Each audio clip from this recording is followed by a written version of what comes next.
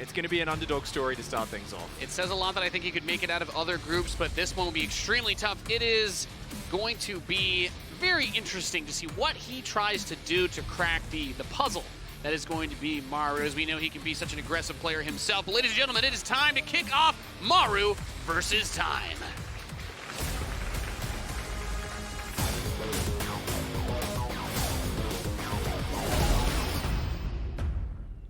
Spawning in the upper left position of Ephemeron, we have the red Terran, considered one of the best Terrans of all time in Starcraft 2.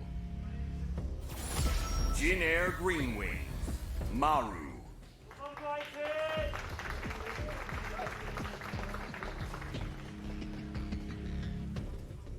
He faces off against the rising star of the circuit from the last year or so. The blue Terran, he is Newbie, Time.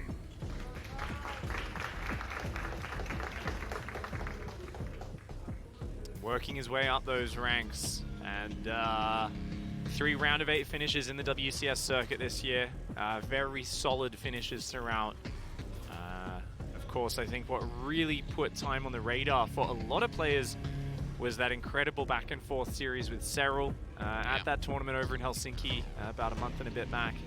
And, you know, he really took the fight to Serral there. It was very close, a lot of those games. So it is a fast second barracks here for Time. Interesting. Yeah. So the 2 ranks Reaper, rather heavy pressure opening. I like this for multiple reasons. You have to consider, it is Maru, right? And we wouldn't have been surprised if Maru had just opened this series by proxying him, you know, try to establish dominance, maybe T-pose on him a little bit. But that 2 barracks opening means it's not only going to be the possibility to get aggressive with those Reapers, and the sense to be like, you should be able to scout this out if you're Maru. You're kind of looking for this. Oh, yeah, he's going to actually... a command center, at least, if there's only 1 gas. Yeah. And he will see it as well. Nice scout there. So always good to get that verification. And immediately just going to kind of turtle up in your high ground as Maru. Maru was already going for the double gas build order with a really quick factory. And that's perfect against this. You can get Hellions out so damned fast. I mean, you often don't even really need a bunker here to defend the Reapers, right? You can just kind of camp the high ground. If those Reapers jump up, you get the first volley of shots off and you're fine. Yeah, Hellions have a weird relationship with Reapers in the early game where they actually kind of lose in those low number counts, but once you get enough of them to actually do some splash damage, then the Reapers, they lose that value very quickly. And he gets his own command center going, he gets that bunker up. As far as Terran versus Terran goes, we don't see a tremendous amount of it at the highest level these days, and this might be one of the only TVTs that we do get to see in the global finals. But what we generally end up seeing is the focus on the early Raven Vikings for that early map control. We see a lot of players still do those pushes off 2 bases while you take the 3rd with some Ravens and tanks, because the damage output of those units is so strong. There's so much opportunity if you can catch your opponent with an interference matrix and get that vision with the high ground for your siege tanks to blast away. There's tons of opportunity. This map, of course, is not going to be any exception. There's multiple different ways to try and push over towards where that 3rd is, or the natural, if your army is out of position. Yeah, one of my favorite maps in the pool. Good to see it coming out a little bit more in these non-Zerg matches, especially. Zerg players have been a little bit quick to veto it so far, but here in a Terran versus Terran, of course, neither specific advantage for either side. It is going to be a Cyclone on both sides of the equation, and a quick medevac following it up, not going straight into the Raven. Now, that could just be kind of something like a Marine, Hellion, Repo drop. Just kind of grab your units, chuck them in the mineral line. Yeah, he's getting the siege tank with this, and if he decides to wait a little bit, like it could just be, oh, I'm going to bring the Hellions over, or bring the Hellion Reaper and just do a little bit of poking with it, maybe with the Cyclone to do some counter micro if his opponent builds the defensive Cyclone to try and lock on with. And Time is kind of going for that, right? He's got this quick 3rd command center. He's tucked it in. He doesn't want to try to build it on location or even at the edge of his base in case that drop comes from over there. It slows that expansion down. So it looks like he's going to swap over to build that Raven, but it's going to be that quick drop with the tank, and I think he's got the Reapers on the low ground, so tank and 4 Marines. This is one of those things that if it catches you, it's very, very difficult to deal with. Yeah, right now there is a Cyclone out for Time. That is the majority of the anti-air. Reaper is going to spot some of these units coming in, but a nice pick up there. Maru does snap that down. He's coming forward with that Cyclone, working its way down towards the front of the base. Siege tank going to start sieging that bunker. And this is really awkward. You got to be careful with your control there. Goes for the lock-on, but the Siege Tank will blow the Cyclone up in 2 hits, so Time needs to bring the workers back over to repair. And actually very slow reaction on the bunker. That bunker's just going to die immediately. And Maru taking a very dominant stance very quickly here against Time. Ooh, nice lock on those. Cyclone versus Cyclone. Lots of damage going down in Maru's Cyclone. Great interference matrix. The boys come off the line. A good Hellion splash, though. Already 5 workers going down. 7 workers falling. And Maru keeps the Cyclone alive, keeps the Reapers, gets out of there. Bit of economic damage. Hasn't really cost him too much just yet. His 3rd command center is later, but he's just piling on the aggression. This is Maru's strength. If he can just lean on his opponent and just force lots and lots of micro, lots of fights, there's a chance he can run away with this game. Oh my goodness, he picks off the support units for the Siege Tank, spreads out the Marines right in front of it. SVs come off to repair, and looks like Time is going to be able to protect that tank. That is so important this early on. Cyclone actually getting the lock onto the medevac very big as well, preventing a little bit more of that micro and the sustainability of the Marines up front. That was actually a really good hold on that one. He manually targeted the Siege Tank on the Cyclone, did Time, and then he got the repair down. That could have been a lot worse if that tank fell. So gets the medevac as well, does stabilize now, and finally gets to heave a sigh of relief and say, all right, let's just take a deep breath. Yes, I lost quite a few workers there. I'm trailing by 8. But Time has been dropping mules this whole time. He's continuing his production. He's got Ravens out. Yeah. So I feel like he's still got a few things that give him a slight edge, which makes up for the worker deficit a little bit. Terran versus Terran has always been one of those funny matchups where you look at the early worker pickoffs, and it doesn't have the same level of impact as it does in the other mirror matchups, because usually to get that damage done, it's something like a delayed command center, but then you're like, okay, well, I've got that first mule is going to be earlier than yours, and you'll never make up for that income difference at this point in time. You're only going to be able to match it later when you finish that 3rd command center eventually. So Time loads up 2 medevacs. I love Maru leaving a Marine here to spot for that 3rd base, and this could get this could get tricky because he's not going into medevacs, Maru. He's got the 2 Ravens. He's going for multiple Vikings. Viking, dude. Raven, that's how you take control of TVT early on. Oh god, this could be disastrous. If they get locked down with interference matrix, that could be huge. But he's actually going to find his way right on into the base. I mean, the auto turrets go down right on top of the siege tanks, though. Those siege tanks so exposed. Yeah, the auto turrets do a lot of work, and of course, this is one of the reasons why you'll see these openers so much in TVT. And Maru's going to smack that down, says thank you for the tanks and the medevacs. Didn't really get too much for it, as he's got his 3rd command center landed, and, well, looking at like the worker count, everything ends up just about even here. With TVT, those power units, very, very important to maintain. The tech units, there is an advantage for Maru now. So off the back of that, I mean, we looked at that, we're like, hey, wow, the numbers kind of look the same, but I mean, you've still got your Raven in the air, you've got your Vikings, we've got a siege tank advantage, so these are all very nice things. And the next fight that happens, if Time doesn't really crush it, he's going to lose all of his medevacs.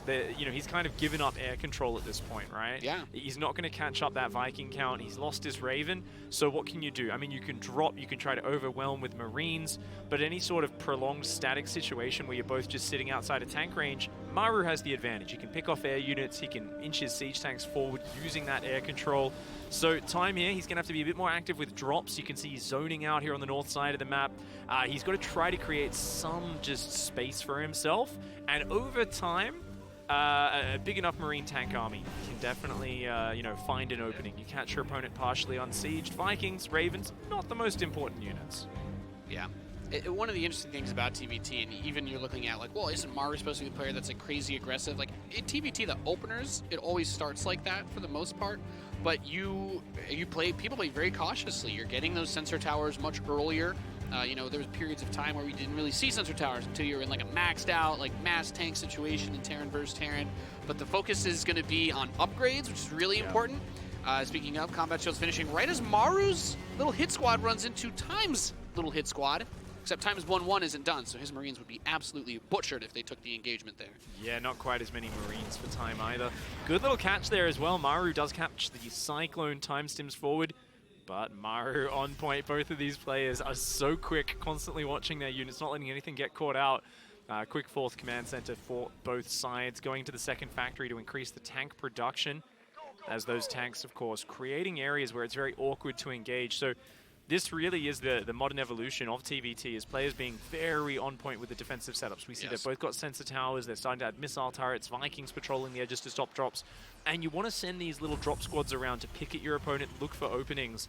But you can't really just break through the front unless you find a very nice engagement. Siege Tank's defensive tower is such that, you know, you've got to spread your Marines against them, you've got to come in with arcs, and you can't break an entrenched position if there's a choke point.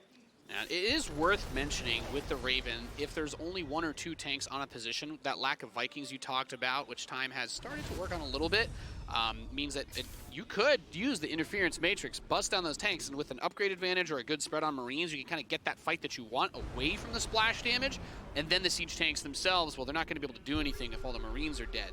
So you have to be extremely cautious at all points, and that early Viking count is going to be nice because he can actually try to fight for that air superiority right here.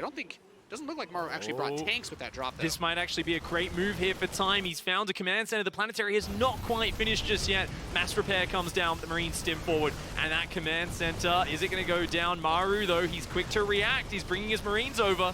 Yeah, really good. I mean, he gets SCV kills, but saving that command center is extremely important. He's just going to stand and deliver here underneath the base, and then hopefully get these medevacs out. That's going to be important, losing that. The starport time in TVT becomes so important. Vikings, if you lose your Marines, we live in this brave new world now where the Vikings landing on siege tanks is a huge, huge threat.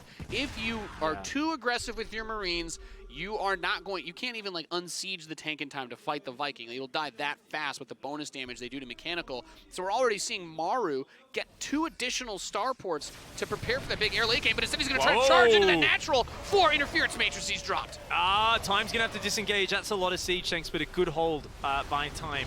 Maru thought he sensed an opening, didn't realize the rest of the army was so close, and it seems like Time there might actually have the Viking advantage for the moment, but with 2nd and 3rd starport finishing up the upgrades, Maru has not missed a beat on those upgrades. He's so active with his army, but he just always starts the upgrades as soon as he has the cash, as soon as the previous one finishes, and he's still looking for an opening here. A very ambitious push here from Maru.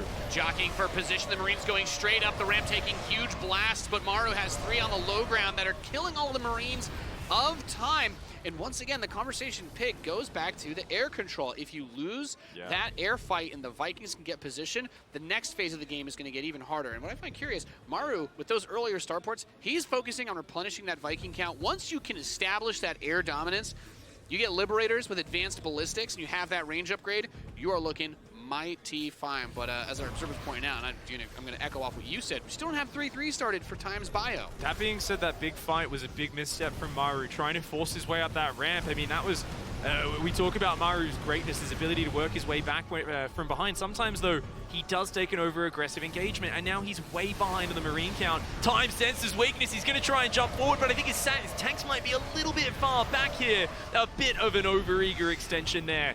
Time, it was just a disjointed push. He got the siege up, but the tanks weren't in range. So that push there, unfortunately, does whittle away a bit of his Marine count. Looks like he's going to just shove through here. Time, very ambitious. He killed a lot of the tanks, and he's in a position where he could trade a few out. Like, if he could break those tanks, that'd be nice. At this point, if he could push with everything, like 4 siege tanks isn't necessarily going to be the tide turner, because he's getting Vikings and Ravens behind this. That's where the money's going for Maru as he tries to replenish the tank count. But it was only like 14 siege tanks to 6 prior to that engagement, and being able to put that stranglehold with a giant tank spread for Time is really nice, but now it's getting a lot closer. Yeah, I mean, a little bit of a sloppy push there from Time. I think Maru's push up the ramp, definitely a high-risk, high-reward situation, which didn't pay off, but this one, I think, was just a little bit too eager.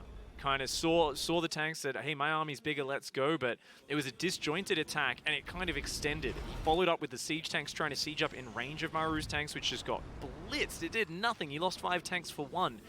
So I think Time there, losing track of that a little bit, and from now, we've just got to watch the air battle. The unit count is going to be everything in the skies. So I know Maru's been building 4 Vikings at a time way earlier. He's got multiple Ravens. Time's 2nd and 3rd starport just finished. I don't know if he can keep up in this air battle. I really like the interference matrix. Those 2 tanks going to be easy pickings, and without the support, actually could get the rest of the tanks since he doesn't have the high ground vision anymore. Or it's going to be the vision for the tank for how far it is, since they can shoot further than they see. So vision is so important. Sensor towers in the middle of the map. Oh boy, buckle in. Yeah, Buckle both in, players, ladies and gentlemen. they're kind of pushing each other back here. They're saying, hey, you want to backstab me? I'm going to see it way ahead of time.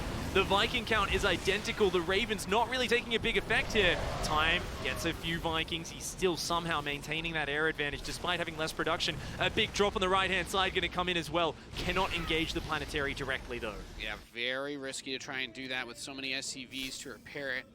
Sometimes even so you get that Maru's building armor third. later for that. Maru's third's open. Well, he may have found a soft spot to attack, grabs that sensor tower, cleans up the Marines that are trickling in, and could go for some more of the SCVs, which is going to stay there a little long. I think he maybe overstayed his welcome, but at the very least, he's pulled Maru completely back inside of his own base, Pig, and actually spotting that right there. The fusion core has only just started for Maru, so the Liberator transition a bit further away. He's actually going to go up to 5 starports now, it looks like. Maru is. He hasn't been using them as consistently, though, so I do feel Maru is slipping up just a little bit with the Viking.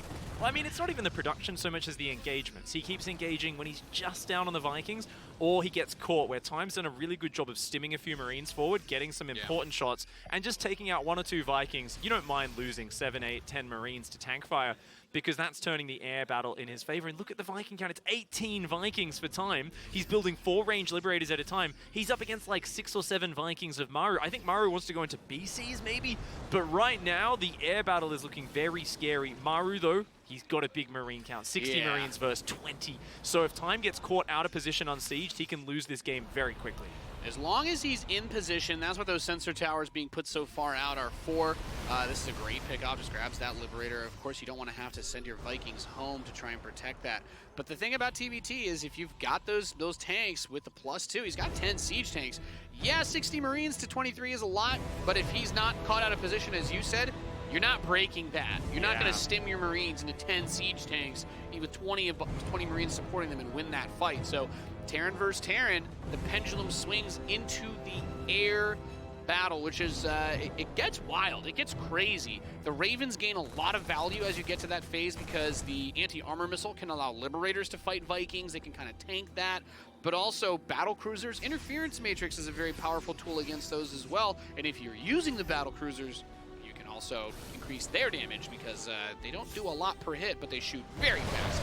Yeah, we're going to see Maru try and push forward on this left-hand side here. The Liberators are going to siege up. On top of that, there's more tanks in the back. Some of these sieging, they're not quite ready. Maru jumps forward. Time a little bit slow to set up. All the Liberators go down. His own Marines come in, but they haven't actually stimmed just yet. Time does have the numbers, though. Those defensive tanks, that red hit point tank on the left-hand side, it was just off camera for most of that fight. It slaughtered that army. It barely survived. It did so much. There's a huge opportunity right now for Time to try and, I think, move a little bit forward, honestly. The battle cruisers are going to take a little while to come out, but frankly speaking, since he's got +2 vehicle plating finishing and he already has a decent number of Vikings and he's adding Ravens and Liberators, battle cruisers on their own aren't going to come out and wipe this army. So I'm a little bit nervous. Time is just kind of, he's chilling, he's sitting back, but the supply that he has is very good, let alone a little bit more than his opponents, but there's certainly some opportunity there. Now, battle cruisers in TVT, once you get enough of them, it becomes very tricky because you start to one-shot the Vikings, or you just kind of drag around the bases, force them to chase back. You don't want to stim Marines to chase those, and in fact, since the Marines have less range, they struggle with the battle cruisers' high armor. At full upgrades, battle cruisers got 6 armor. They're chunky boys, Pig. Oh yeah, man. If you've ever seen +0 Marines versus +3 armor battle cruisers, it's one of the funniest things you'll ever see. It's like literally throwing pebbles at a tank. It does nothing. That only happens when you rush the battle cruisers like me. If you don't have any attack upgrades and you're using Marines against BCs, I'm very scared, very concerned. But there you go. So, I mean, the value you generate, battle cruisers can technically dodge the interference matrix, at least on this patch. They don't have that delay, so they can teleport away as the missile's in the air, so you can bait Raven energy out. But if you get hit with that, well, BC's not doing a whole lot for you. All right, Liberator's going to siege up on those tanks. When he decides to go for it, the tank's already kind of pulling back from Maru. I love Time's army. I love everything about this. Yeah, just stim forward, interference, matrix, and with this many Marines and the Raven, the battle cruiser is completely useless. You hit that with an anti-armor missile, the Marines are going to rip it to pieces. Yeah, it's only 3 BCs as well. It's like you get a bunch more, it might be more powerful. Right now, the BCs are contemplating a backstab. But Maru, I mean, where are his units right now? It's almost pure siege tank, and we saw they kind of shifted to the right-hand side. He's on the production. Oh, dude. I don't know what Maru's going to do here. He does not have enough battlecruisers to try and do some crazy base trade situation. All the units have to be brought back for Maru, but his production, you're losing your add-ons. Even if he cleans this army up, there's so much there. He's going to teleport the battlecruisers back home after hitting that anti-armor. Interference matrix go down immediately. The battlecruisers just get shut down. The Marines, though, stimming up much healthier. And I think Maru's interference matrix is on the tank there. Absolutely key. Shutting down a few of those tanks. More BCs popping out. It looks like Maru just barely going to hang on to his production.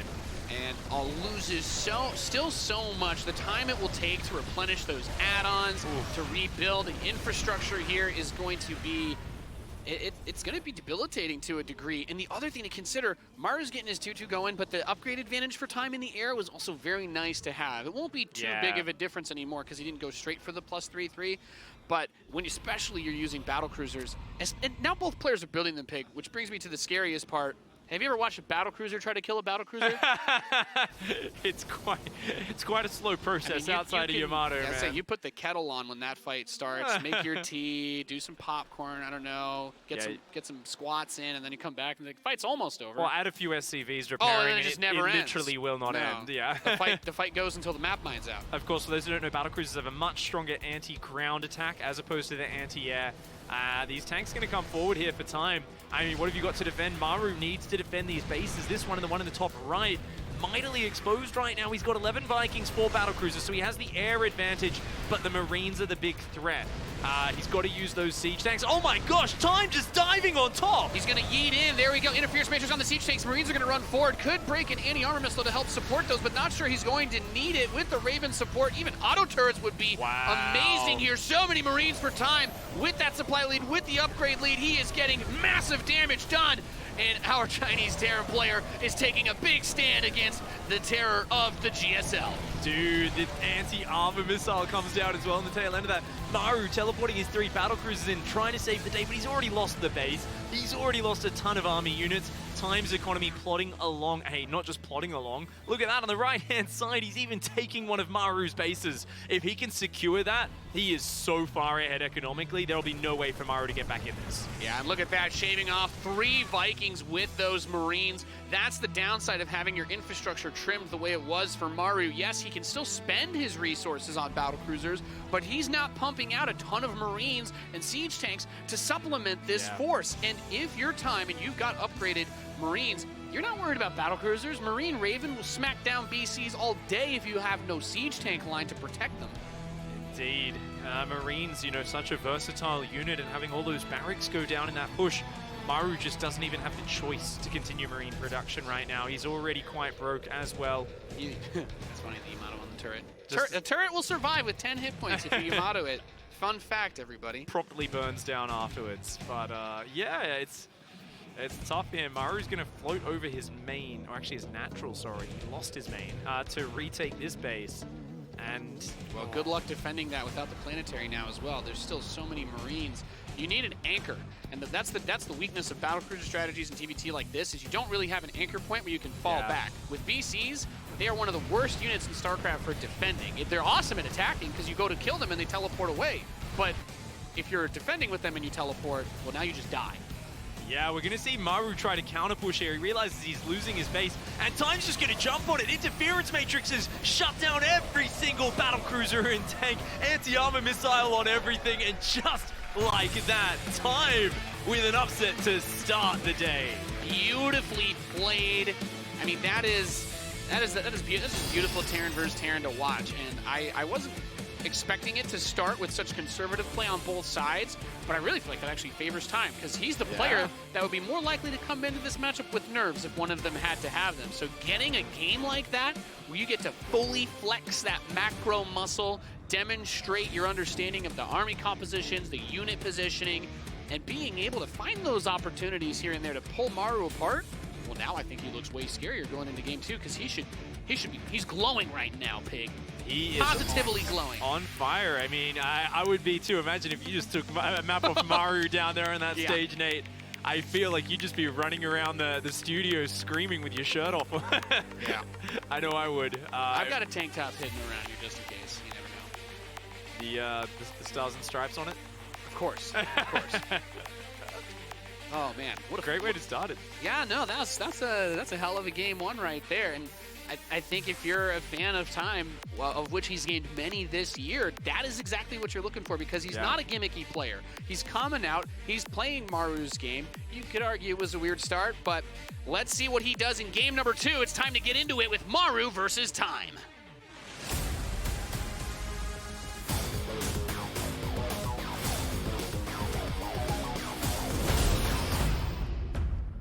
In the bottom right, sending his workers across the map, he's the Korean Terran. Jin Air Green Wings, Maru. Going back to basics. We saw him with a quick mousepad change after that first map. Yes, indeed. His opponent, will he defend it? The blue Terran player in the northwest. Newbie, Time.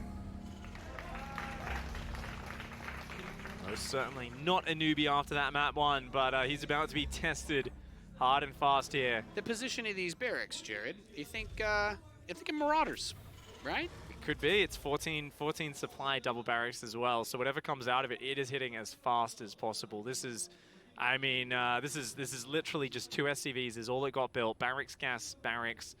Definitely could be the concussive shell marauder. That's a pretty quick SCV here though for Time. It hurts. It hurts to send that SCV scout so early on, and he will see that it's a proxy, but I feel like you generally expect it because with 2 barracks on this map, you can mine out the minerals by the 3rd once you're done building the proxy and open it up there for proxy reapers. Yeah. So there's a couple different ways that you can do it, and I thought the position suggested a bit of the marauder shenanigans, but it is going to be a Reaper coming out for Maru, and he takes the second gas too, so he's going to be looking to get the factory follow-up probably back home to have a Hellion or Cyclone to defend any counterattacks by Time. Yeah, immediate bunker goes down here for Time, building a Reaper. Because this was a barracks gas for Time, he does not have a quick factory up. So this is actually a very awkward position where those Reapers can jump up the front. The bunker is not going to stop the jump up paths. So those Reapers are always going to be able to find a way in and start kind of creating some chaos. The factory only now going down, it means Time has to use SCVs to help himself defend. Yeah, and this is one of the things about Terran versus Terran that has made this matchup pretty volatile. If you play Terran and you're on the ladder, almost every build that you do is designed to be able to adjust for Proxy Reaper because it is so strong in TVT. And Thunderbird is the map that begs for an economic opening. Oh, I'll do a 1 gas Reaper expand, which it looked like Time wanted to do. And because of that, you end up in this really awkward spot where you're stuck inside your base, you have to build a command center in the main, and if you go down that ramp and you don't have enough to fight against those Reapers, you're just dead. I mean, those Reapers not even going to poke. I really thought they'd test the waters going up against this build. You know the factory's quite late. As Maru, I thought you'd at least try to get on in there. Of course, Time's done a great job with the command center on the left-hand side. Look at that. They're going to jump in, and yeah, you can't get in any deeper. They can just pick off that 1 SCV. That position is really awkward, too. Yeah, I think you just sit here and bully it. Actually, yeah, you gotta wait for the factory to finish. You gotta wait for a Cyclone. Oh, that's actually insane. I was like, that's a lovely command center. It stops them getting in. Oh it's my like, god, wait. He cancels his command center. He's gonna pull SCVs. That's all he can do. He has to, but look at the zoning grenades. Look at that choke point. yeah, you've got to walk through grenades. The Reaper gets targeted. Oh my god, he's gonna cancel the natural! No! Wow. Oh, Maru's so patient with this, but so much damage. He's got his own command center past halfway, on location. His factory's done, his starport's on the way, and he's using this barracks to even pick off this depot. Oh god. Wow, huge damage. This is one of those, if you're like playing ladder, actually that's the part where you leave the game too. You're like, oh god, I hate Reapers so much. I hate Reapers, pig! Oh, he's gonna get the tech lab, he's gonna get the tech lab, no cancel. Ah. If you poke forward with those Cyclones a little too far and they dive too, like... Yeah, you gotta start repairing that here as Time. Oh my god. Oh, the Marine's getting just smashed. Oh no, the SCV's blocking the Cyclone, no! Oh my lord, that is not supposed to happen. The Cyclone is what was meant to stabilize this situation. What do you do? That's pretty much it. Oh, the 2 Reapers. How do you recover from this? Oh man.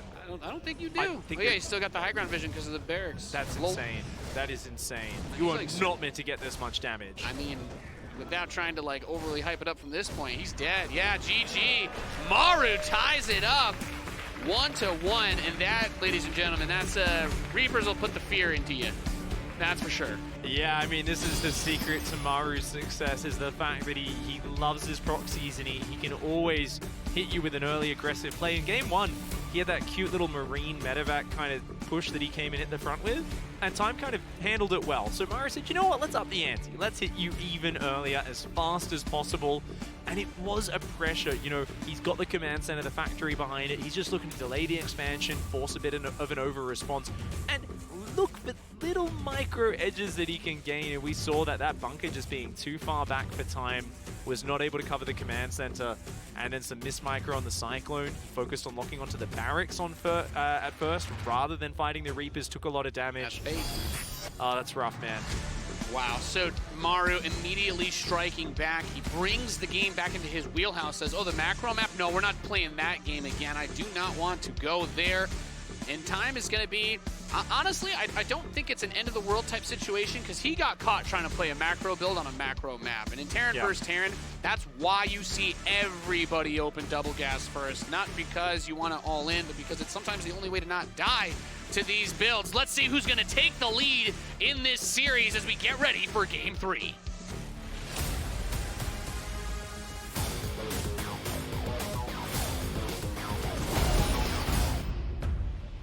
In the bottom right, sending out them workers early again. Let's see if we're going to have anything. Excuse me, not sending anything out. He is.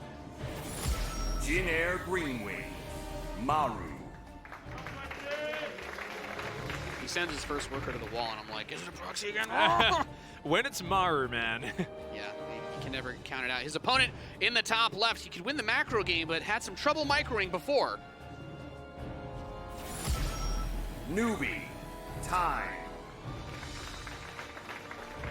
And another gas first here for Maru up against the barracks gas for Time. So Time, I mean, we saw it in game 1. Strength in the long game. Strength kind of methodically adding upgrades, working his way forwards. Maru has been opening a little bit more aggressively, and yeah. Back to the game 1 build, Pig. And I'll say that I don't think that last game really hurts Time's mentality too much, because that is very much one of those situations where you're telling yourself, this is the game we both do macro openers on, because Thunderbird's such a big map. I sent the SCV out early enough to maybe see if there was going to be something there. Yeah. But you're not playing a Thunderbird build on any other map. So it doesn't really, you know, like you can just go back to whatever your original plan was, the 2 racks Reaper, and walling off here as well. You leave Maru asking yourself, like, why would you have the wall that fast? It means you're not Reaper expanding. You could have gone gas first. You could have been doing a gas first build, and maybe the factory's like just far behind the wall. But yeah, you know, it's going to be. I think it's a nice way to open, just to get some pressure with these Reapers. And we've seen against Maru, I mean, there's so many things that can hit you early, and Maru still seems to be favoring this double gas opening. You know, you're looking at, like, you know, your EU Terrans, your big Gabes. They're going to be going for an expansion every game, right? They're going to be never doing the double gas anymore in the current map pool, or very occasionally. But up here, Maru seems to just enjoy getting that tech out quickly. And there's a lot of options that open up. You know, already 2 Reapers and a Hellion. Will we see the classic 3rd Reaper and a Hellion? Who knows? I do like it from Maru, though, because this build by Time is not just defensive. It's also a gut check build. If you go for a Reaper expand against this, and your opponent like pokes you at all, you're going to crumble. You're going to have a Reaper, maybe a Marine if you don't go straight for the reactor, and your factory's almost done. Well, you've got 3 Reapers pushing you, right? And things can fall apart really quickly. The other side benefit of doing a build like this for Time, he can very quickly just build a reactor and a tech lab and start getting the Marine count up to go into stim. So he doesn't have to build those extra barracks, like stagger them out later on. He can get a bit of a quicker stim if he feels that it's necessary. He's going to come up and try to scout inside of the main. Will lose one of his Reapers.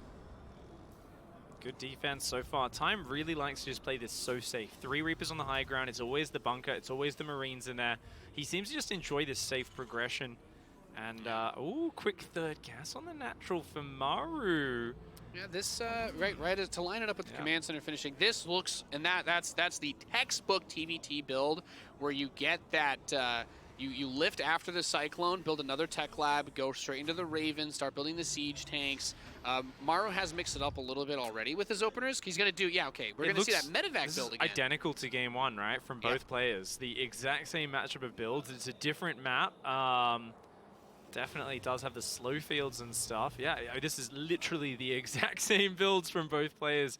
You know, it's something where I think players have gotten so good at defending aggression that we sometimes see this commitment like the 2 Reaper Hellion, which, it's a harassment force, but it's also to keep you safe, like you said. The 2 Rax Reaper, I mean, it's a very defensive setup from it. If he had done that 2 Rax Reaper build on Thunderbird, guess what? He doesn't die to the proxy 2 Rax Reaper. Shuts it down, Yeah, and then your opponent has a building factory at home, right? So you get into a really awkward situation there. But let's see what this this drop can do. It wasn't anything mind-blowing. I mean, Time handled it really nicely on Ephemeron. I think he did really good, and he's actually got a Viking about to pop this time as well. Obviously, he was slow to repair the bunker previously, which I feel like, you know, we could argue was a bit of a mistake. The Raven's not going to come out with the interference matrix for Time this time, so he's going to have to solve it in a different way. Looks like, once again, not choosing to repair this. He's just going to unload those Marines as that bunker goes down. Doesn't sell the bunker. And, a couple of big tank shots here from Time. Yeah, that hit on the Cyclone really nice and just very easily to be bopped away. It's good because the Cyclone is what you need to zone the Viking out. Otherwise, this high ground vision is a problem, but it's not like he has mag field accelerator, so Viking just dips out, and Maru says, okay, heading home. Get that third command center. That's a good retreat. I mean, the last thing I want to see from Maru is him overextending in game one. A big part of why he fell behind was he wanted to force the issue. He wasn't patient enough, and Time kind of just welcomed him in and shut down his pushes. Yeah, I'm feeling a bit of that pressure, seeing that early supply drop too, as maybe a little bit to overly focus on the unit control across the map. It's part of the build, Nate. Part of the build. He planned it. Come on, this is BlizzCon. I don't know. The guys that yell at me tell me that pro gamers never have to supply drop. But the side benefit of this build, once again, Stim is actually so much faster for Time.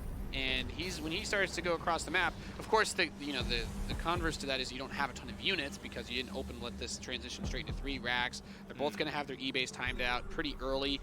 And it doesn't necessarily mean anything, but the opportunity is there for Time, at least to have that if he catches something on the map or if he wanted to do some sort of early poke.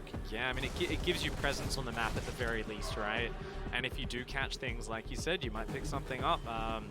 It's so funny, the PowerPoint, right? Unupgraded Marines, kind of weak, kind of crappy unit in a lot of situations, but Stim kicks in, get a few medevacs with them, and suddenly you get those into a mineral line or on top of some Ravens or tanks, and those units just disappear. So Time definitely has the presence on the map. If he chooses to exert it, he can go posture around for the next minute or two and say, hey, I've got a pack more Marines, I've got the Stim. Other than that, though, both players just kind of continuing to build on upwards, and I think the tragedy of game one from Maru's standpoint was the fact that he had the Viking advantage at multiple points and yet kept losing the air fights due to the Marines of Time being able to weigh in on them. Yes. So once again, we see earlier Vikings coming out of Maru, whereas a few medevacs always being the earlier option for Time because he's more Marine focused. So as Maru, you've got to be a little bit more careful with how you take these engagements. You need to make sure those Vikings aren't just getting eliminated by the Marines at the start of the fight. You keep your tank count up, you keep your Viking count up. That's an advantage throughout this game. Yeah, and the other thing as well that we've been kind of noticing from Time with his earlier pushes, he tried to do that double tank drop on Ephemeron. Even though he knows naturally tanks are good defensively, an interference matrix from Ravens can really ruin your day, right as combat shield finishes, he wants to try and make an attack. Could he do a big drop with this? Absolutely not. He'd get obliterated. Could he just run straight into this? Maybe. He's going to try. Gets one interference matrix pig. Oh, the auto turrets come down nice and quick as well, but the siege tanks are not there for Maru. Maru not in position. Time's tanks, I mean, they've cut him off. Maru's tanks are on the wrong side. He's got one tank behind his natural. That may be his saving grace. Yeah, I was saying felt a little bit nervous about him unsieging a few of those tanks. Maru's gonna be able to peel 2 of them off, which makes rushing this upgrades. Oh my god, denies the +1 armor, and the attack is so close. No. 5 seconds to go. SCV's trying to repair. He needs the denied. Oh my god. Well, 1-1 Marines versus unupgraded Marines. It's not fair, Pig. Wow, oh my lord. And this push is worth it already. Even if he gets cleaned up at this point, Time has built a massive upgrade advantage. He's going to stim in and try to make the most of it, but a good clean up to that tail end for Maru. Maru's combat shield, he lost a lot of Marines there too. Like, yeah, he just started combat shields. That'll remind you. One of my favorite things, someone's like, well, what's the importance of that combat shield? I'm like, if you stim, tanks one-shot Marines without combat shield, so it gets ugly fast. And oh, I love everything about this time. Look at that, straight into 2-2. He got his armory during all of that. He's got to be careful, though. Right now, the numbers advantage does go to Maru. I love that he's out here. He knows he's got better Marine count, better Marine upgrades, so it's the mobility where he wins. Viking, Libs, Ravens, tanks, all technical units that will smash you when they're sieged up. You do not want to be lifting your army too far away as time. I think cut off the reinforcements and look for the right fight. But, oh, he's flanking in with those Marines from the left-hand side. He's got a good spread. You don't want to let those tanks outside your base with the Liberators lock it down. He picks all of these units off. And time, that was perfectly executed. He saw the Medivacs load up, but he was doing it to spread out, because if you have that upgrade advantage in TVT, the only thing that could kill you is running into siege tanks clumped up. If he gets a straight up fight, if he gets any type of straight up fight with this army, with these upgrades, he's going to rip Maru to pieces. Right now, a big advantage for time. Maru's economy is still good. Good interception from Maru. Gets one of the Medivacs. The other one will get a chance to unload, though. Those Vikings, they're going to have to land to fight these Marines, and that means you're going to get a pretty good trade as time takes out a few Vikings, a few SCVs at the same time, rotating around the left-hand side, looking for a new angle. Maybe an overextension. Maru, well positioned here. Takes about as good of a fight as he could hope for, but it turns out upgrades are pretty good in Marine versus Marine. If Marines fight against Marines and you're down 2 upgrades, you are not going to win that fight. Look at this. He's like, please kill these guys. It's not going to happen. And, well, I'm looking at something that looks like supply, Todd. Yeah, I mean, we're going to channel his spirit, I guess, and say, look at that. I mean, it's a big advantage that's being built throughout this. 2-2 is done. So Maru's like, oh, I'm finally going to get my 1-1. Wow, this game will be even. No. It's not going to be even until like 2 minutes after times 3-3 finishes when Maru catches up, man. The next 5 minutes of this game, it's going to be advantage time in the upgrades. Not to mention upper base, up 10 workers, his production continuing.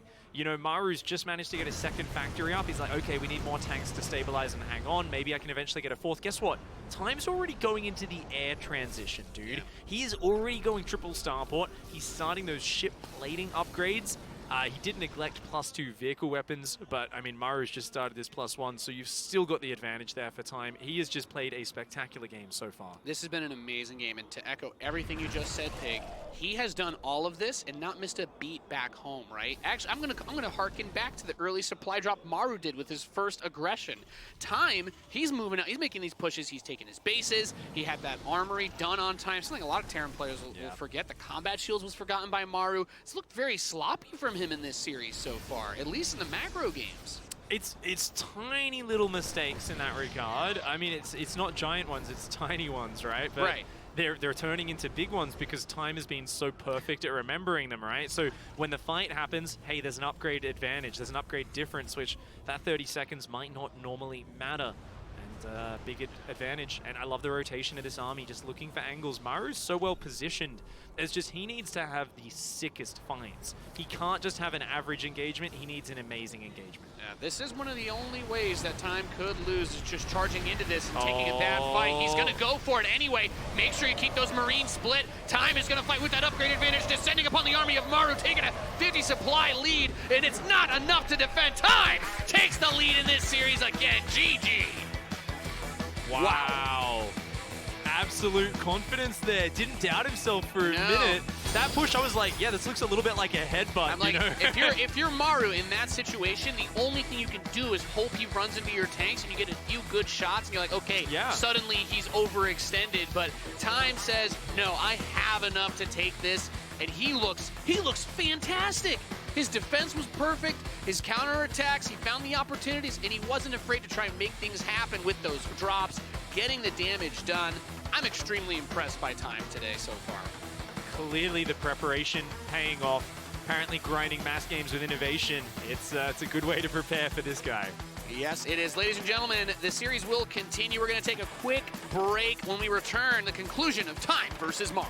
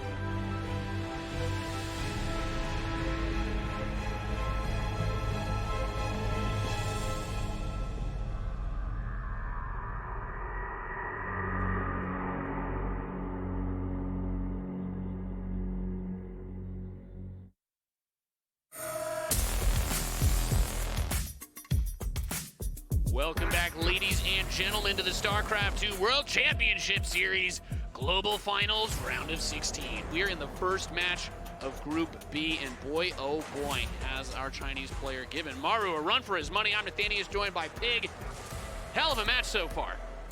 Yeah, this one is kicking into overdrive real quick. Time there. A lovely tank push in game number 3. Just bypassed Maru's defenses, got right on in there. Looked like Maru had a great start to the fight, shutting down the Raven. And then Time was like, nope, on your upgrade, slid into the back of the natural, got both engineering bays. You hate to see it. I mean, it's been flawless macro, great defense in the early game from Time. Both maps he's won has been him opening up with a 2-Rax Reaper Marine, very safe opening. I mean, this has got to be the point in the series where Maru just doesn't expand build. Just do a Barracks Gas SCV scout expand and go to that next stage in a lead, or at least even. He's been just a little bit behind sometimes in at least one or two regards. It's a tough one. All right, let's get into it as we kick off game number 4 of this Terran versus Terran.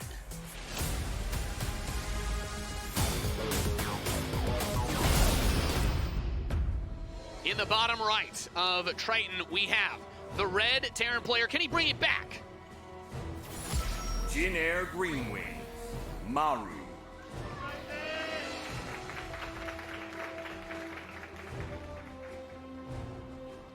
His opponent in the northwest, one game away from one of the biggest upsets we'd see in WCS history. He is Newbie, Time.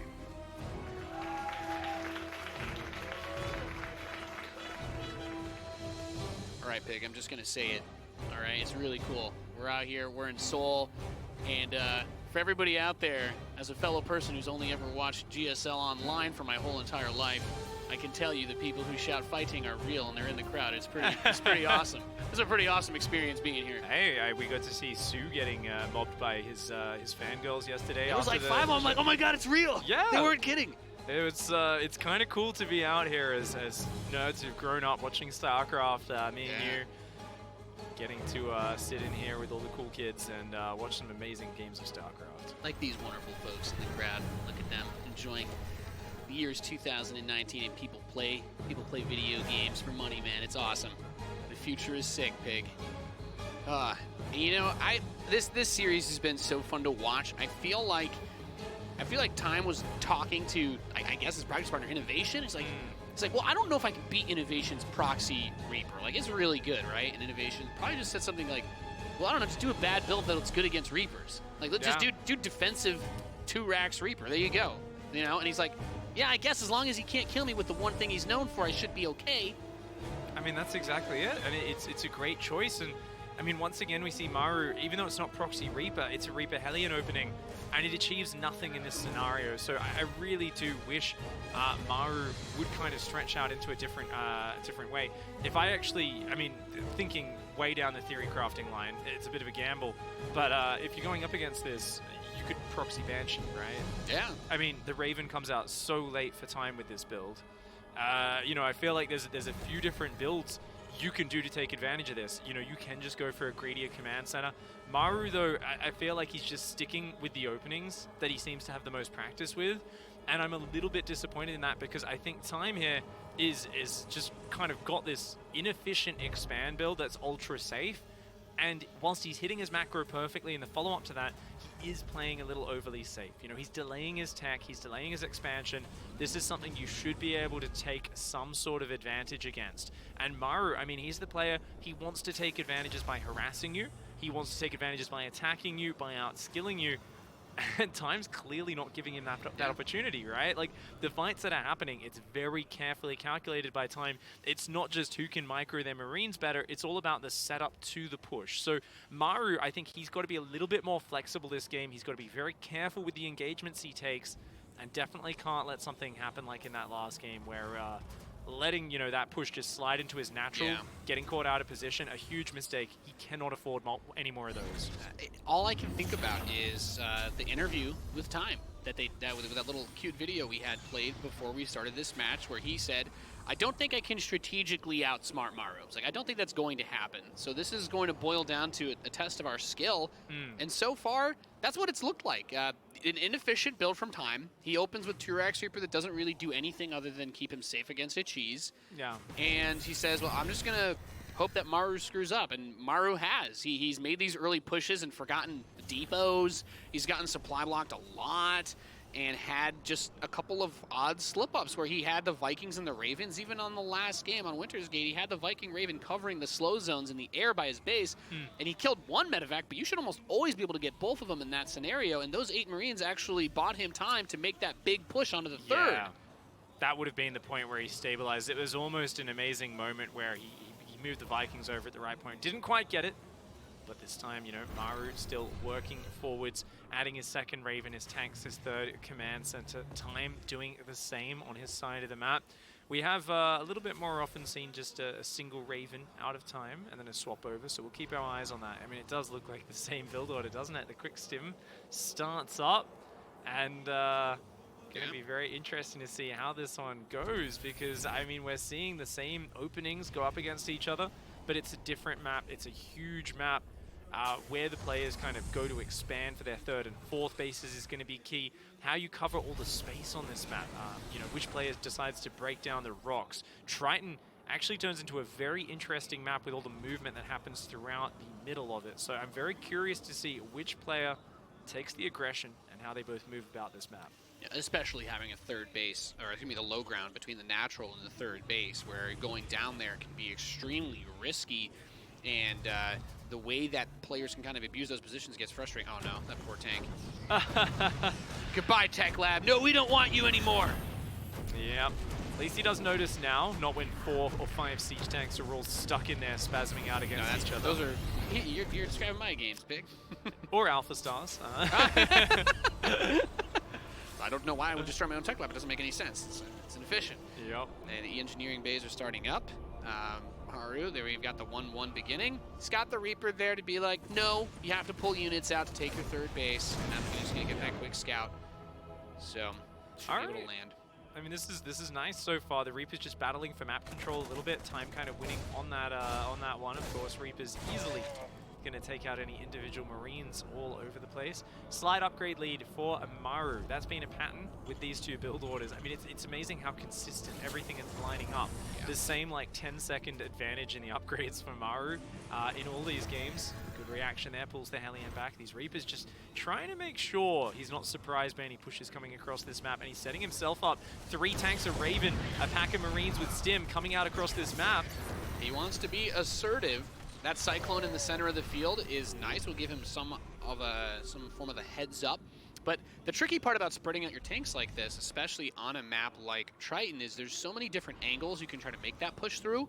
And if you are not careful, what happened in the last game is he's like, okay, well, I'm just going to interference matrix the edge and then move in on just that one point, wedge myself in, and that's how he got the upgrade. That's how he killed those engineering bays. Maru was out of position there for a bit long, for just a few seconds there. I was worried about the exact same thing happening. He had 1 siege tank covering his natural, but there we go, the sensor tower doing its work. Oh my god, he's just going to go for it. Good lord, what a move. Okay, anti-armor missile dropped onto Time's forces, and Maru's going to slaughter this interference matrix on all 4 siege tanks. Amazing anti-armor as well. I mean, that was a crushing hold. Maru finally gets to assert himself defensively in this series, shuts that push down, and it's his time to start moving out across this map. Goodness. Well, you know what? You pull out the, what is the Terran panic button, go for a Doom drop, and I don't hate it. I don't think it's, I feel like this is really risky and wouldn't actually do anything, but you almost want Maru to see it so that he goes home and he's like, okay, well, I actually could lose here if you have a couple tanks back home and you get onto my production. So, nice little move there by Time, putting some fear in him, being like, no, you're not just going to chase me back to my base. I'm not going to fight you there. I actually really like that patrolling Cyclone, by the way, too, on the right side that he has, because it's not something that you see as much because players got so scarred by constantly being doom dropped in this matchup for about a year and a half. Now everybody's gotten so much practice against it that it's something that you don't see quite as often. At least at the top level, people aren't willing to risk that as often as they used to be. Yeah, no, it's not like at our MMR where we lose to it every game, Nate. Yeah. Every game.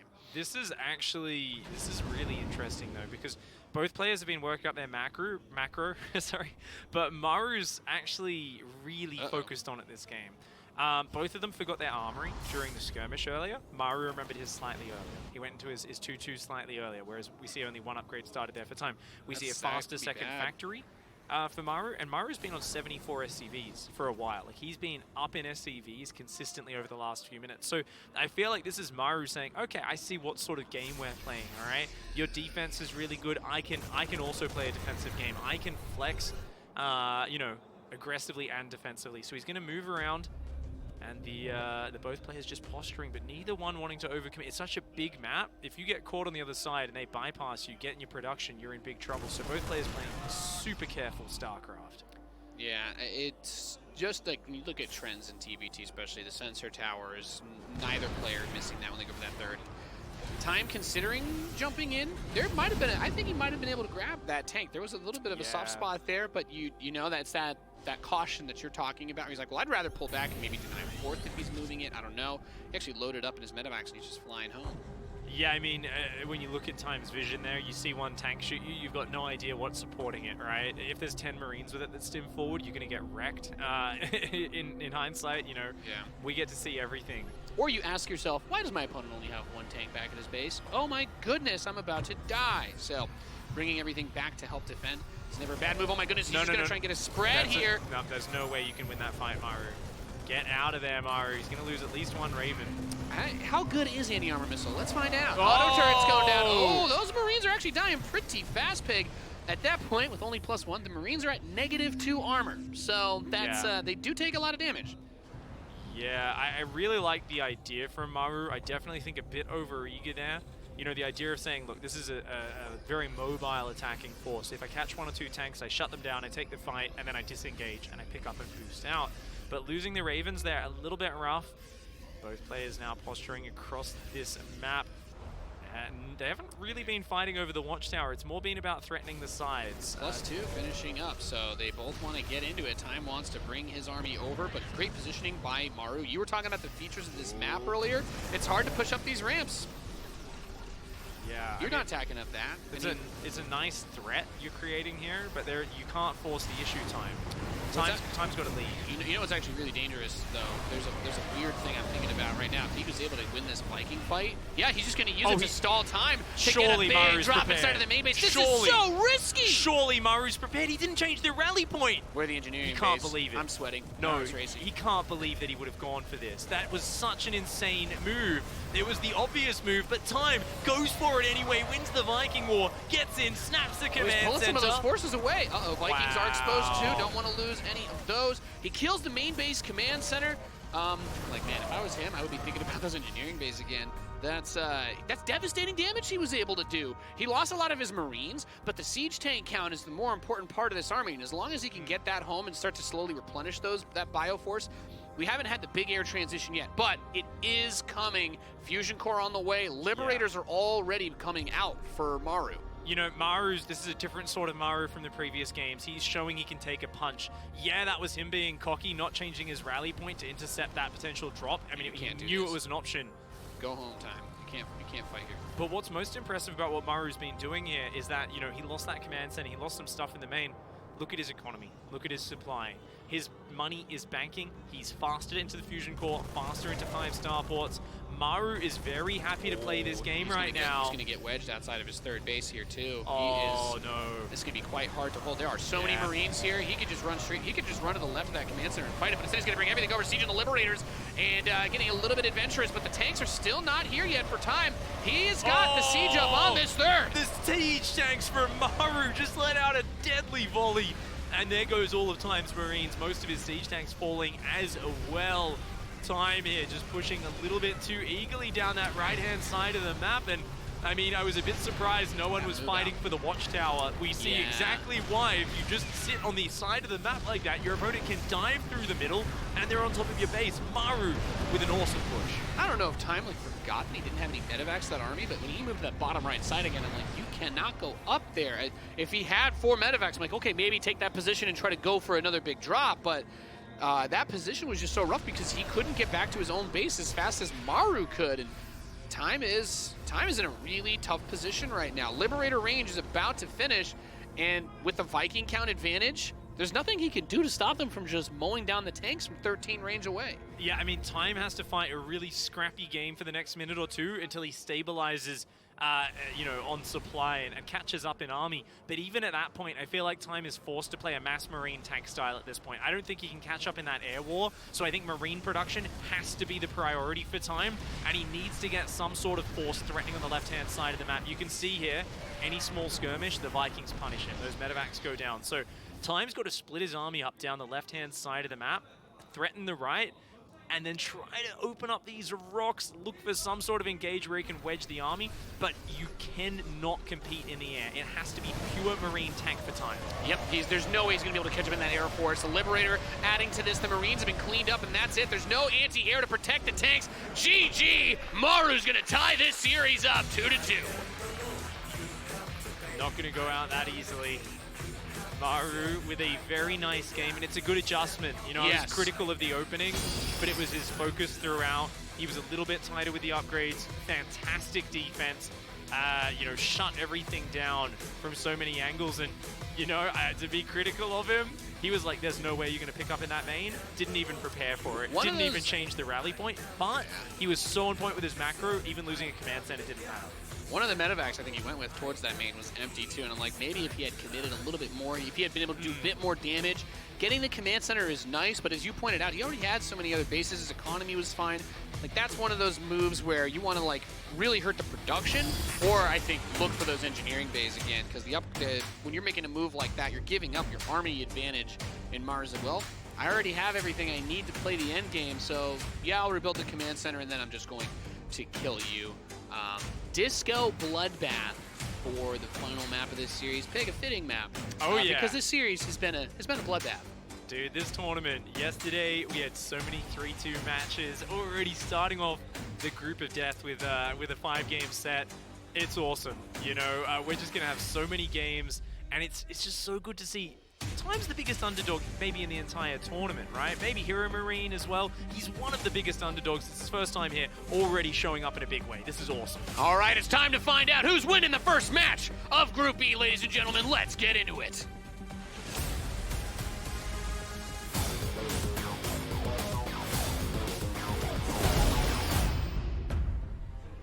In the bottom right, the red Terran, the Korean who has brought back some macro play.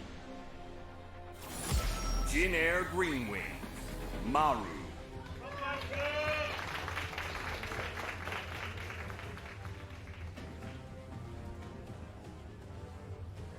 Reaching his final form against our blue Terran in the northwest, trying to make the upset dream a reality. Newbie, Time.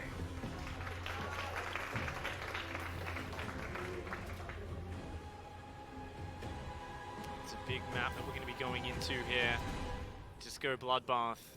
It's a large one, and I mean, yeah, we're going to see the exact same opening out of Time. Maru, I would not be surprised to see. Actually, no, he's not going for it. Second gas. Looks like a 1 Rax Reaper expand out of Maru.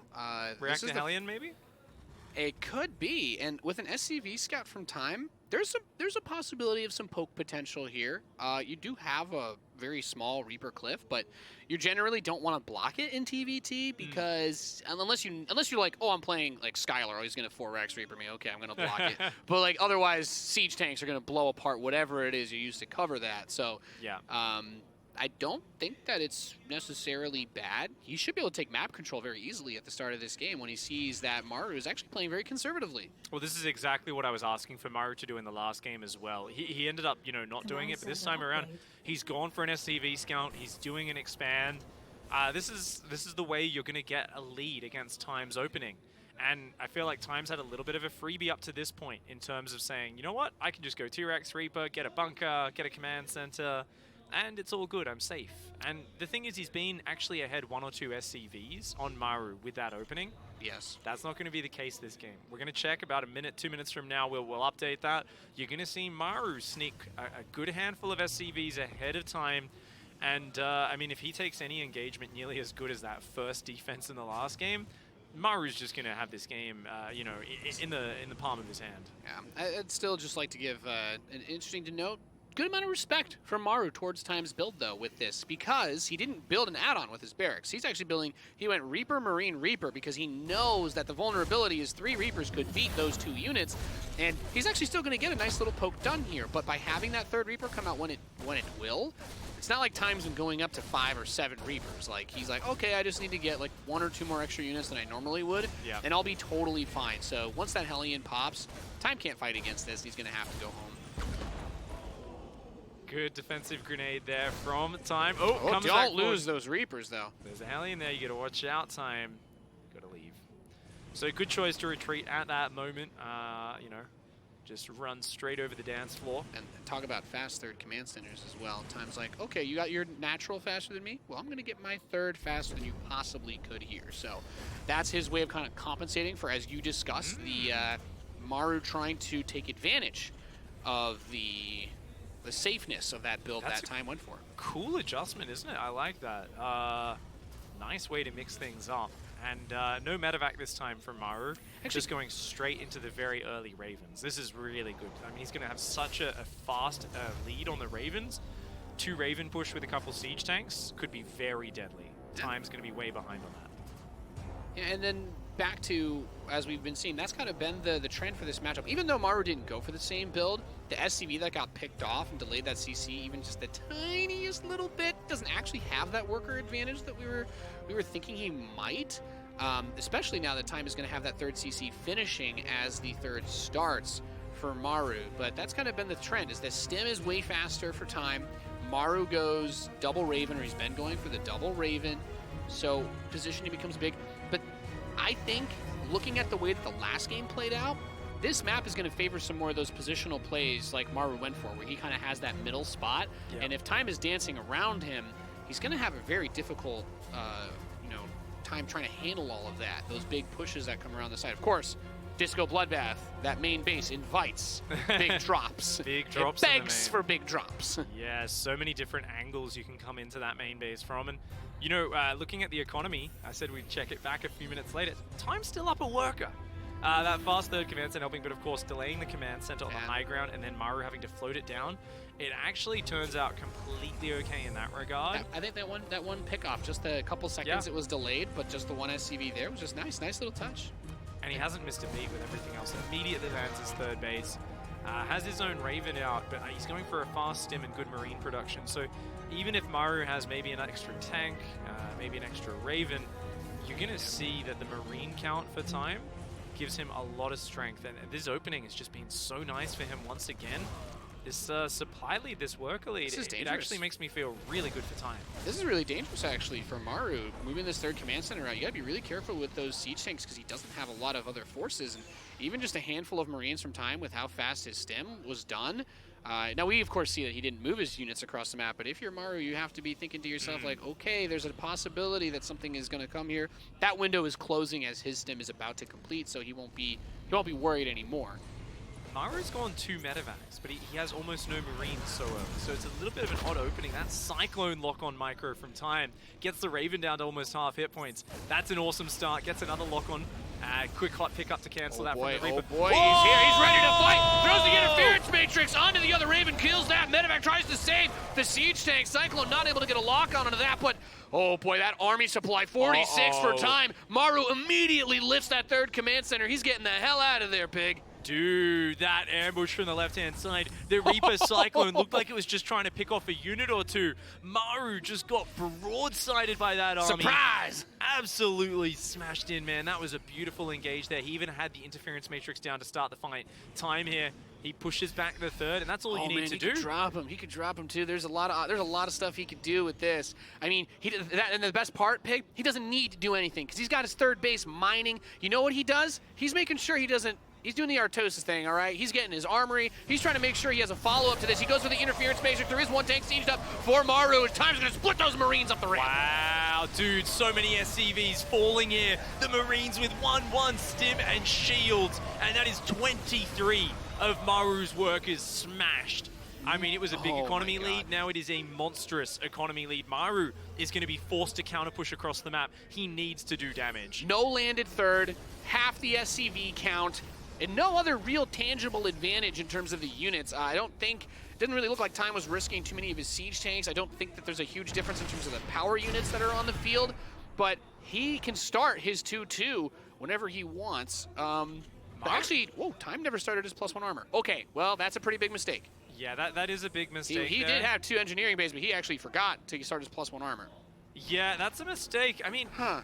What do you think, though, about Maru sitting back here? I mean, this economy lead, we've seen these games have been so evenly matched in the late game, and it feels like Time just has too big of a lead here. I mean, yeah, you're starting a 4th Commencer, but you're on 40 SCVs versus 70.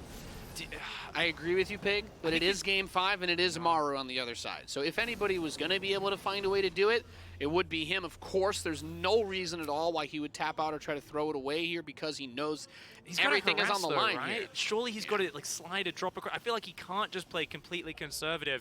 I mean, I'm not saying throw the towel in. I'm saying accept that you're in a bad position and say, you know what, I've got a 10% win percentage. I do think he's got to try to make something happen. He's got to make it a bigger win percentage, and I think to do that, you've got to do something. You know, it seems like his choice is no, let's have perfect, solid defense. That's my way back into the game. I happen to disagree with it, but I mean, Maru, he's made incredible comebacks. That's how he won 4 GSLs in a row. He did it a lot against Zerg players, occasionally against Protoss, but this has always been Maru's Achilles heel. This matchup, Terran versus Terran, has been the matchup where he hasn't been able to just pull himself out of the dirt nearly as much. So he's got his work cut out for him in this game. It's going to be a long defensive road to the comeback for him. Yeah, and my favorite thing about watching Time do everything is like, all right, Time's going to move out. But before he did that, he set up his 4th base, he's got the planetary morphing. He didn't have his +1 armor, which hurts, but he'll have his +2 attack, which is going to offset the armor upgrade advantage that Maru would have. So it actually ends up being like a net 0 situation. And Maru just doesn't have anywhere near as much Marines. He tries to poke off a few of those power units, but he can try to siege up over towards that north side of the 3rd, outside, and even just chip away at the gas in the sensor tower if he wants. Oh my god, if he just stims straight into this. I think he's going to wait for +2 attack. Oh, he's God, going to go for it, the madman. Wow, he wants to push his way in. Good positioning from Maru, though. Nice defense. Maru cleanses that push very well. He does have to lose 10 SCVs, though. And every loss is very hard for Maru to replace. Time can afford these trades. Maru can't. Yeah, that's the tricky thing. Maru is getting a couple of chips onto this army, which is nice for him, but Time can afford to throw some of these forces away. And this is the spot you want. You've wedged yourself on the north side. A lot of value to be obtained here. You're denying a refinery for siege tank and Viking production. The sensor tower for vision, that's going to force more scans out, or keeping the Vikings up further. And of course, you're going to get residual SCV damage on the north mineral patch. Ooh, Liberator, I do like this. He's going to force these Marines to try and dive on it. Nice move by Time. Shuts it down. He says, I've still got position. Deal with this problem. I've got 4 bases, a 5th command center on the way. I'm going into the air units, +3 weapons, +2 armor, +2 vehicle weapons. All of the upgrades are on the way for Time. And these Vikings here for Maru, he's trying to hang on. He's floating his 4th base down. I think he's got to move all of his SCVs down there because this base, he's losing SCVs. He's bleeding them out whenever they float over to that side of the mineral line. Yeah, one thing that Maru's done a pretty good job of is trying to maintain his Viking count in this series, in these mid-game situations, despite as far behind as we know him to be. If Time thought he had the way that he was moving his army, if he thought for 1 second he could load up all those medevacs and jump into the main, he would. And if he could get all those units in there, the game would be over. And now he's going to slide over to this. Look at this, Maru already had 1 tank in the main, just kind of waiting for this in case it happened. Yeah, I mean, those are so low on hit points. You psychopath Time, he's just going to go for it. He's just going to go right on into that main. There's just not enough to cover every single side. That huge Marine drop, it looks like it might just be the devastating move that Time needed. Maru, he's trying to inch forward with Liberators. The Marines don't even care. There's just too many of them. Just too much, and Maru's base getting obliterated by Time. Another 18 SCVs killed. He retreats to the tanks on the low ground, which are going to be able to shell away at these Marines, saying, you are not dislodging me that easily. This is so tough. Maru still has a lot of his tech units, but this game has been like, he's just been taking so many blows, and how much longer can he stand up to fight against his opponent? Yeah, this is insane. I mean, I love the way Time's piling on the aggression. It's tempting to go and focus on the Viking Lib really hard, but instead he's saying, no, raw numbers, Marines, and tanks. These are the units that I can get in there quickly, and I can stop you ever securing the new bases that you need to keep up, to catch up with me.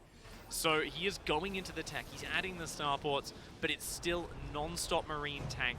And that's what's giving him the advantage. He sees the 4th base on the south, and there we go. He's going to rotate to a new attack angle. I love this. The army shifting position and looking for weakness. He might even be able to thrust through the middle as Maru repositions. He's got the upgrade advantage again. +3 attack just finished for Time. Also, advanced ballistics for the Liberators is going to be coming in. And as soon as he takes the air advantage, which, by the way, he's got more Vikings than his opponent, that's it. You just put the Liberator range over the siege tanks and everything's just going to die. So Maru, the clock is ticking on him to be able to try and do something here as time spreads out for a possible another dive onto this army. He's going to just stim forward there. The Marines quickly pulled back, though, by Maru.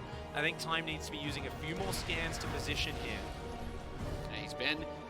At this point, you can get away with being a little bit reckless, but he has opened the door a few times for Maru to catch him and let a little bit of it go. But here come the Liberators, and there's nothing you can do in this situation. You have the air advantage. In Terran versus Terran air superiority like this, there's almost no way to get around it. In this phase of the game, you have to be able to answer this, and he just cannot pick. SCV's coming off the line. So many Marines, and a devastating victory there in game number 5. The young gun, the newcomer to BlizzCon, his first time here at the Global Finals. Time takes it out against Maru. Absolutely fantastic series play by the Chinese Terran, and all the Maru fanboys that were possibly looking forward to a match against Cyril sweating in their boots, Pig. Oof. And likewise, I think the hipster nerds there that were saying Time was actually favored to get out of this group, I think they're feeling really good about those predictions right now. I mean, that was just such impressive play throughout. Yeah, you know what? This really solidifies it as much of a group of death as it possibly